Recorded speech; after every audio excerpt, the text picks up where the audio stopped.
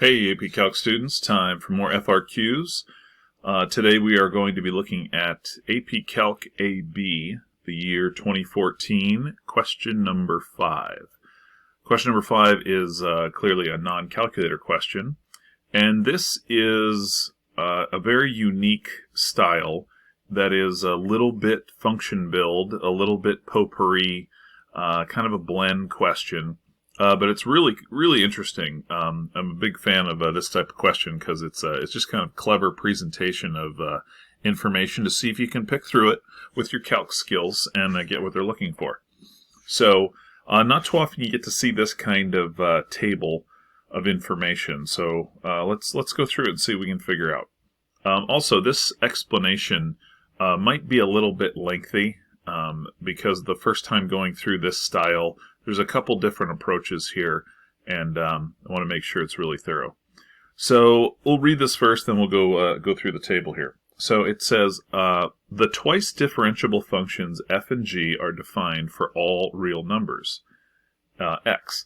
Values of f prime, g, and g prime for various values of x are given in the table above. All right, so let's take a closer look at this table. And it looks like they're telling us that they're giving us a selected portion of the domain here. So the x values go from -2 to +3. And they give us some values at -2, some values at -1, some values at 1, some values at 3. And they tell us whether the original function is positive or negative, and whether the derivative is positive or negative. And they actually give us the value of the function or the derivative at 3 or 4 specific x values. So since you haven't seen this kind of thing before, what I'm about to do next isn't necessary, but you may find it really useful. I'm actually going to put some graphs together on this, and I think that'll help. But before I even do the graph, I just want to do a quick little review of derivative graphs with their original function, because I think it might help you. So just a very brief little review. This is a great graph to always have handy, and you want to have memorized. I'm actually going to give you 2 of them here. And if this is my x-axis, and I always like to use this just a traditional looking cubic function. And if you recall, we would usually go from black to red to blue from original function to first derivative. And so if we handcuff our flat spots, we know, well, that's where the slope of the tangent is 0.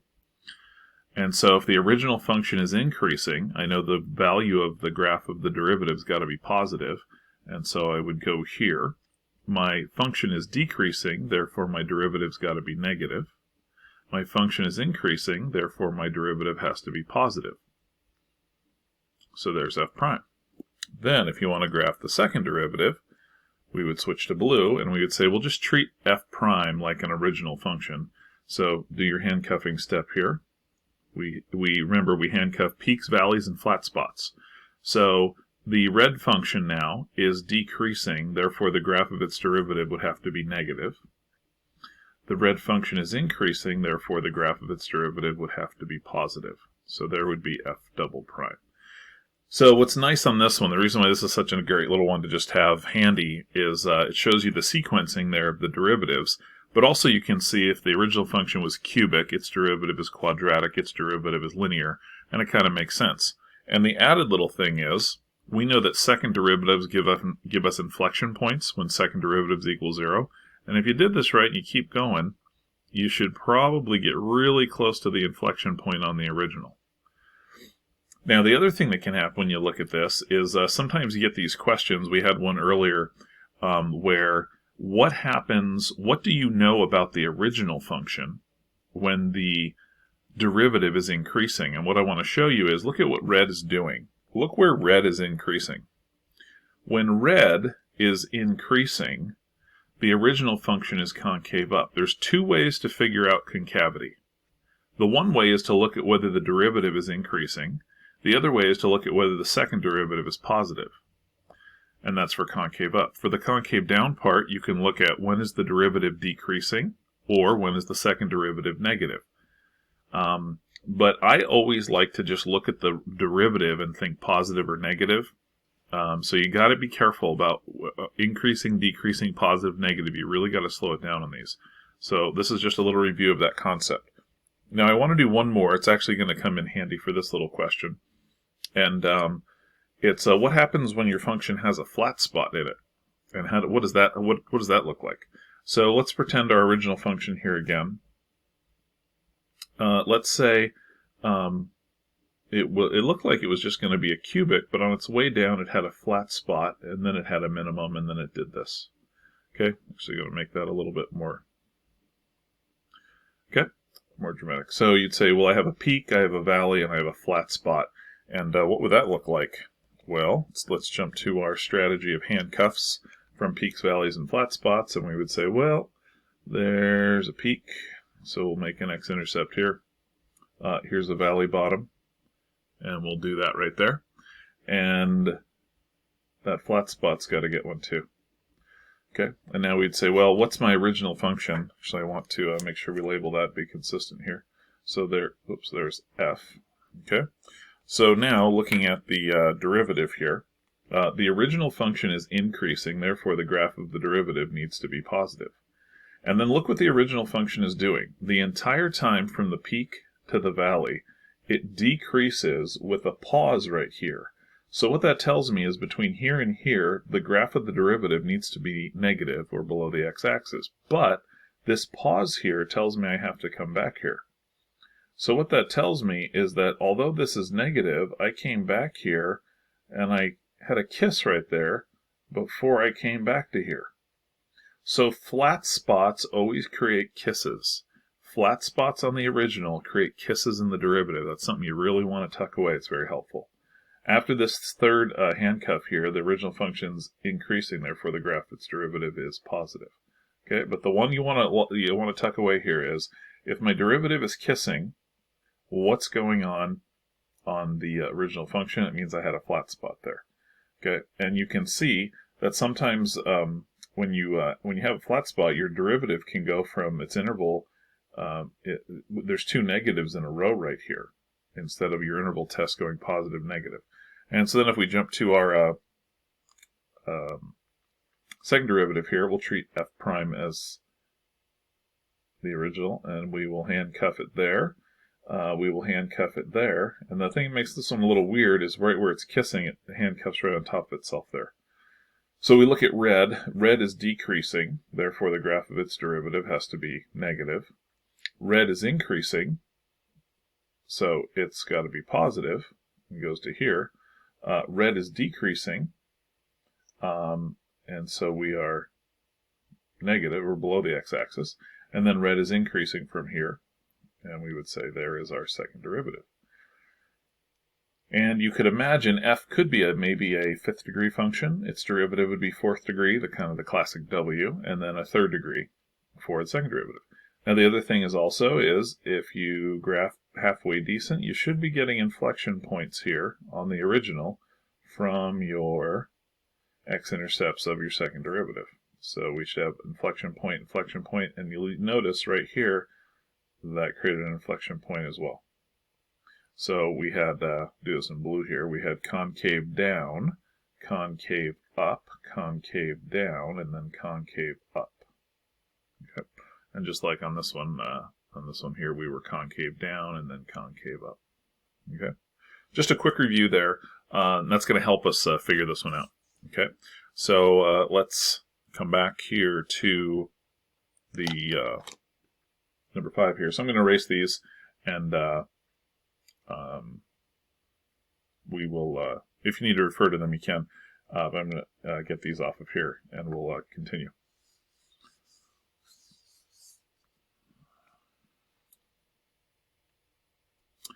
Okay, so with that little review over, now let's take a look here, and I'm going to create a graph that could represent this.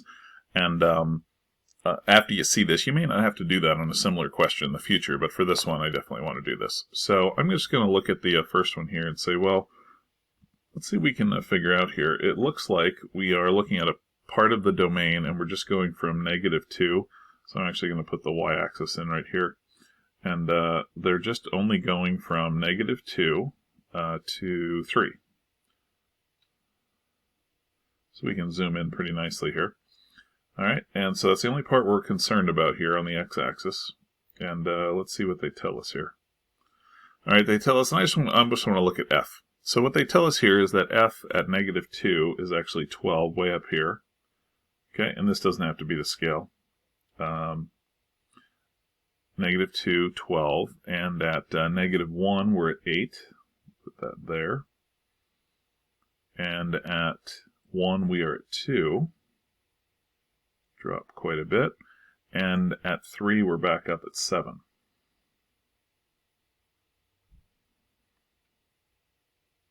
Okay, so it looks like the original function is coming down, and then it's going up. Now you got to be careful when you do this. This isn't necessarily the minimum here. I'm just saying this is a maybe for f. So you have to keep in mind, if you go this route, you might have to do some editing on your graph. I'm just saying this could be. In fact, between -2 and -1, I'm not sure what's going on here. It's all going to be based on more information about the derivative. So this is a maybe here, and you have to recall, keep that in mind. Well, let's look at f prime, and I'm intentionally going to switch colors here and see what we have here. Well, here's what it tells us.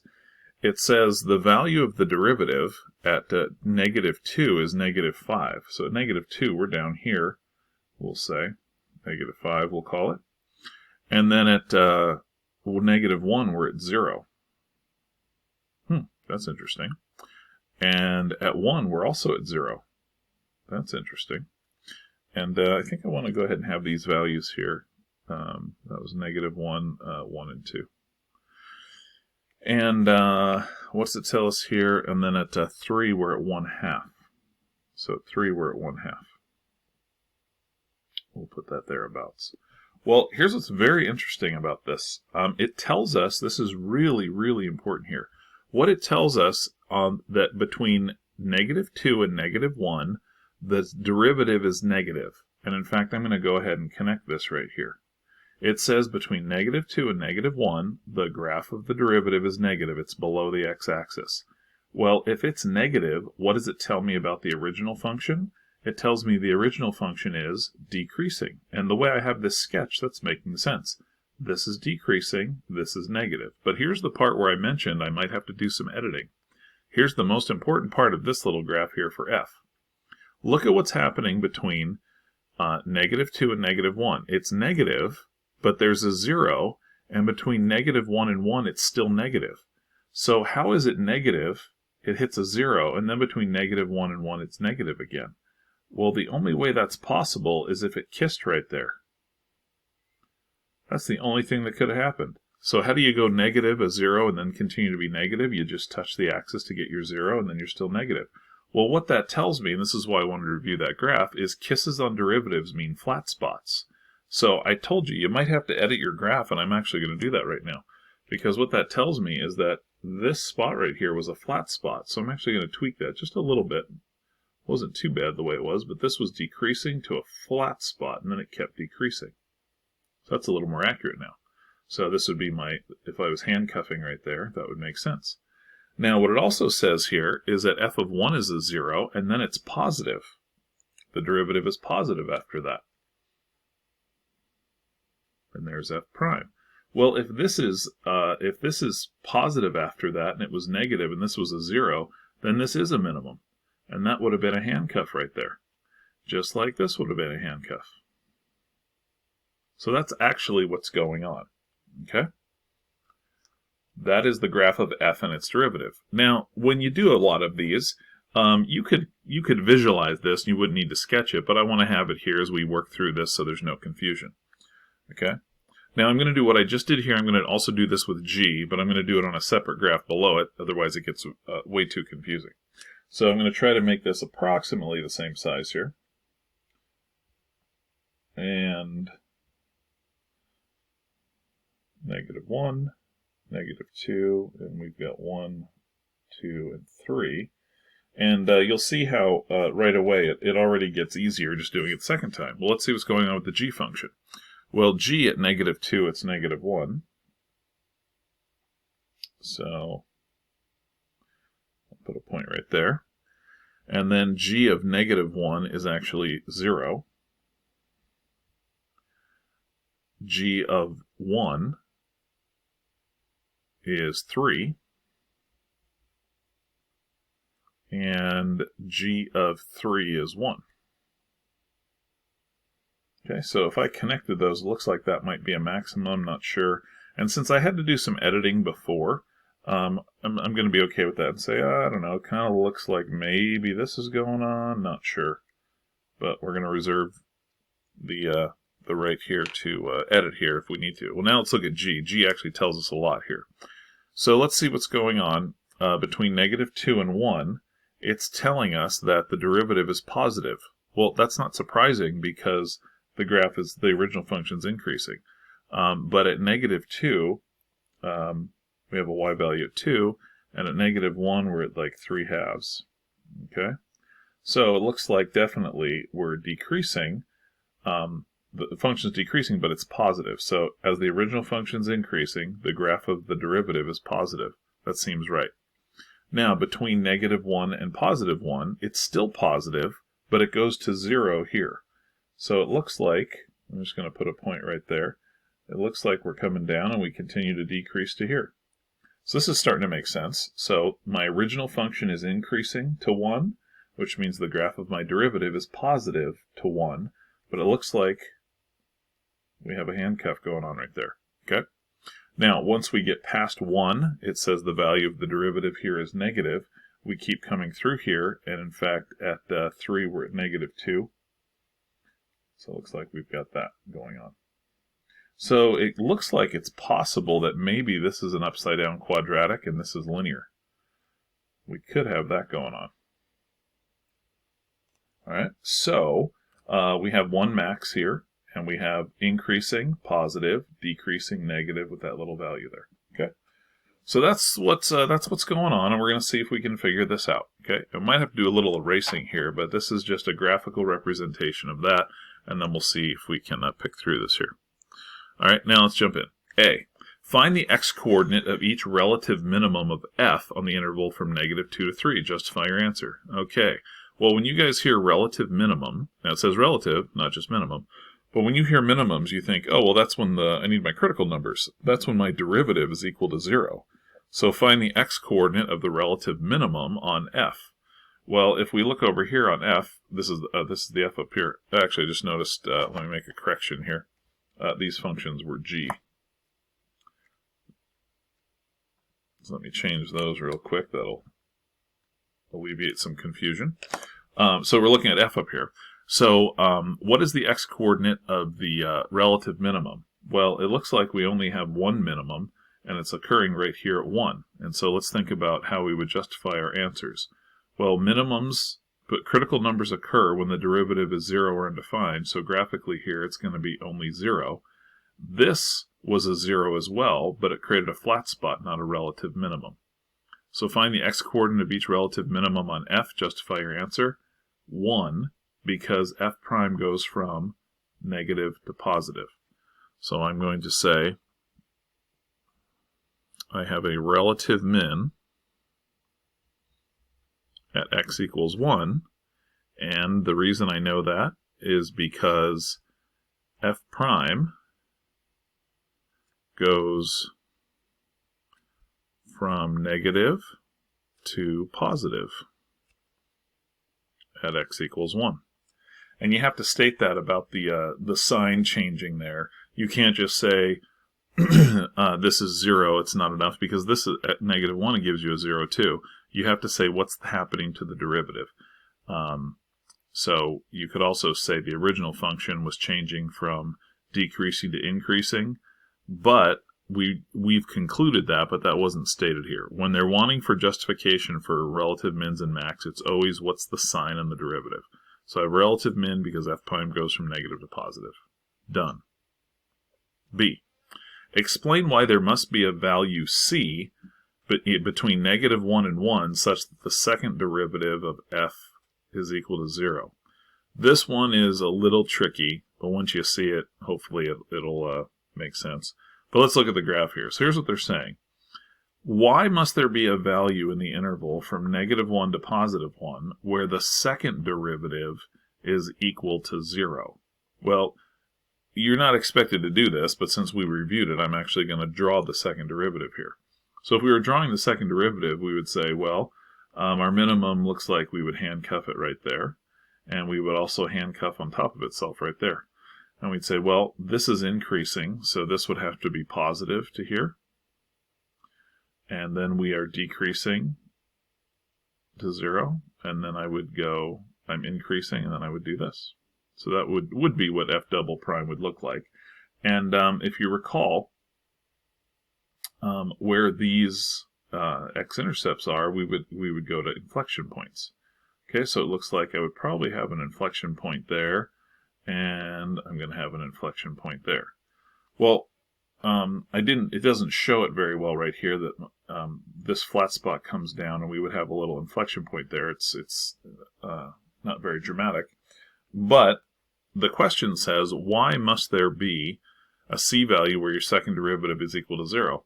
Well, you could say, well, if I was going to handcuff it here, I have a minimum right here on my f prime, so I would have to cross my x-axis if I was sketching the second derivative. Well, the graphical representation is one explanation, but what they're wanting you to do is to do the following. Pretend f prime was its own function, and basically what you're trying to say is there a minimum between there and there? Now there's no way you would probably go this approach without seeing this question. This is why we review. So what they're wanting you to do is do the mean value theorem. And so what they're wanting you to say is, well, let's see what the slope is of the secant between -1 and 1, and then let's see if there's a spot that's in between here. So why would it be 0? Well, you guys can see right here. What if we find the slope of the secant? So what if we said, well, let's do the slope of the secant between -1 and 1. The slope of the secant would be f of -1 minus f of 1 all over -1 minus 1. Or, sorry, just -1, not minus 1. Okay. So, let's see what we have here. Well, f of -1, sorry, f prime, I meant to say, because we're dealing with the red graph. So what's the slope of the secant on the red graph? Well, f prime of -1, by looking at the graph or looking at the chart here, this is going to give you 0 minus 0 over -2. Well, that's going to give you 0. So the slope of the secant between -1 and 1 on the derivative is 0. Okay? Well, is there a value in the interval such that the derivative is going to equal 0? So if you stay with me here on this one, this, if you will notice, this was the slope of the secant, but I used notation for derivative. And so I'm going to write something and then replace it here in a second. The typical mean value theorem, we say this. We would say, well, f of b minus f of a all over b minus a, that's the slope of the secant. There exists a value in the interval a to b such that f prime of c is the same. And so this right here, this would be a rock, and this would also be the slope of the secant. This side over here, this is I rock, or the slope of the tangent. Okay, so the graph here again, if we had this right here, we would say, oh, well, there's A, and there's B. Okay, and you found the slope of the secant. Is there a value in the interval such that the tangent, the slope of the tangent, is equal to the slope of the secant? Now, the mean value theorem says, yes, it is. So if you calculate the slope of the secant, continuous on the closed interval here, we get the slope of the secant. The mean value theorem says there will be a value in the interval such that the derivative, or the slope of the tangent, is equal. This is the mean value theorem. Well, what I want to show you here is that this part of finding the secant, they were derivatives. Therefore, if we make those derivatives, then this has to be a second derivative. So if I went, oh, well, I'm going to make those derivatives, then this is the second derivative. So that's what they're trying to show you. So the slope of the secant is equal to 0. By the mean value theorem, there is a value in the interval -1 to 1 such that f double prime is 0. So what I'm going to say to conclude this here, so the slope of the secant is equal to 0, and I'm going to say by the mean value theorem, there exists a C value. C is less than, those look like, this is a C, this is my inequality. C is between -1 and 1. So there exists a C value in this interval. And let me get this out of the way here.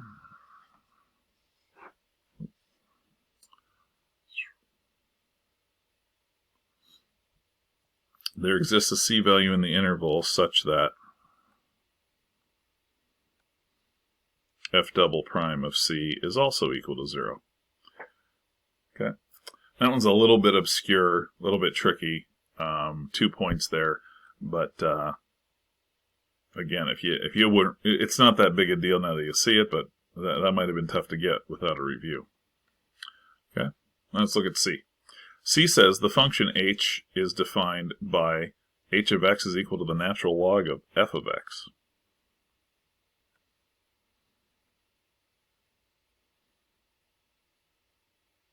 Okay, so there's our new function. And so the question says find h prime of 3. All right, so can you remember your derivatives for natural logarithms? So the rule here is h prime, if you recall, since it's a natural logarithm, it's going to be, this is like the cloud, I would call it. So we'd say, oh, well, it's the derivative of the argument goes to the denominator, so it's just f of x. And the numerator, it's the derivative of the cloud, is the way I would do it. So derivative of the argument over the argument, or the derivative of the cloud over the cloud. So that's what it would be. And so we need to do this at 2. So it's h, or is it 2 or 3? H prime of 3. So we would say, all right, let's find f prime of 3 and divide it by f of 3. And now let's see if we can go to the table, see if these values are in here. So way over here, looks like f is 7, that's our denominator. So we get 1/2 over 7. And if we just bring that up, we're going to get 1/14.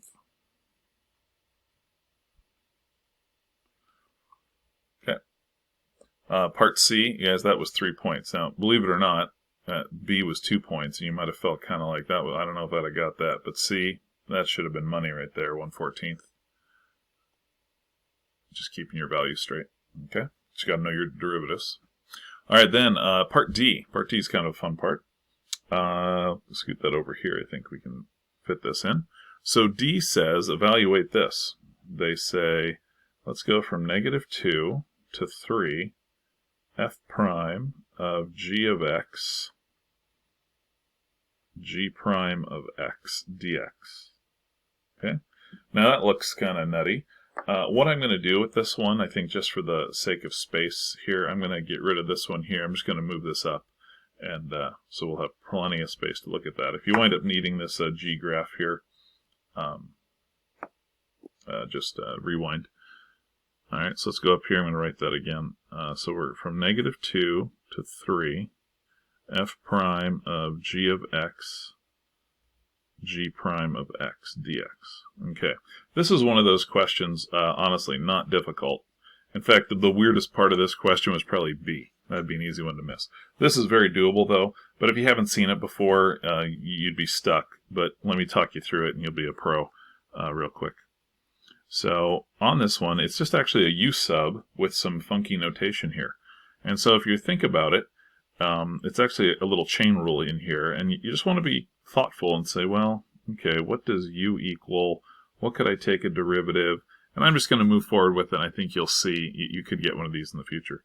So what we wind up letting is we let U equal gx.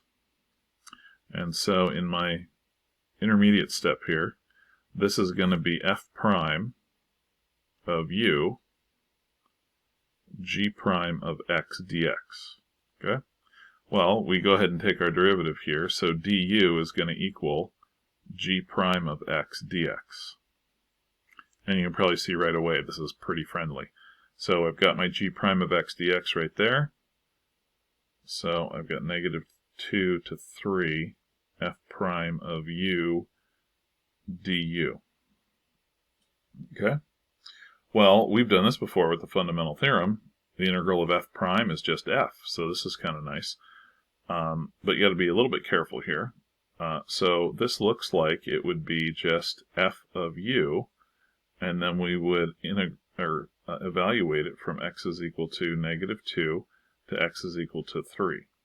Now here's where you just got to be careful. Don't put those in there because this is u-based and my interval is x-based. So it's at this point some of you guys like converting these to u's, and that's what I'm going to do, and then I'll finish it off with turning u back into x. So what some of you guys would say is, well, this is messed up here. This is actually f of u, but I have to have these u-based. So I'm going to let x is equal to 3.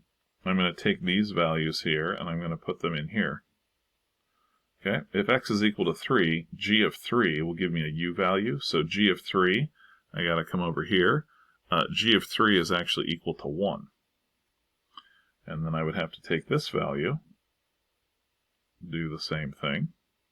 If I put -2 in here, g of -2 would give me the u value. So g of -2, g of -2 is -1. And I would get fundamental theorem here evaluating. I would get f of 1 minus f of -1. Now I got to go back to the chart. F of 1 is equal to 2 minus f of -1. F of -1 is 8. And you get -6 for your final answer. All right. I'm going to draw a line here because I know some of you don't like that right there. You'd rather change this. So I'm just going to rewrite this step and then finish it the other way. So if you were -2 to 3, f prime of u du, and if you were a person that said, okay, well that's going to be f of u evaluated from -2 to 3, but you got to put u back in. You would say, oh, I have to put u back in, but u was g of x.